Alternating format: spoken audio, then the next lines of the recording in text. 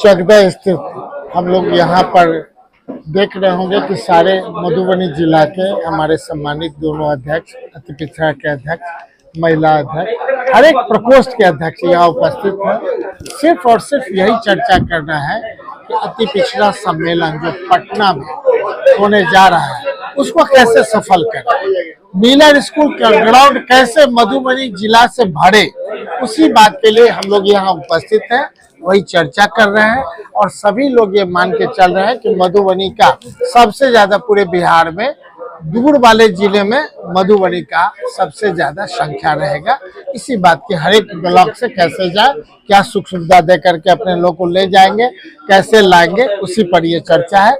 और संगठित होकर के ये बड़े हम समझते हैं ये मीटिंग के बाद लोग अपने अपने काम में लग जाएंगे। और 3 तारीख को पटना के उस मिलर स्कूल में देखिएगा मधुबनी का झंडा स्टैब्लिश्ड हो जाएगा। तो सरकारी व्यवस्था, पंचायती राज के तो उठे हुए हैं, पंचायती राज में कोई खुश नहीं है पूरे बिहार में।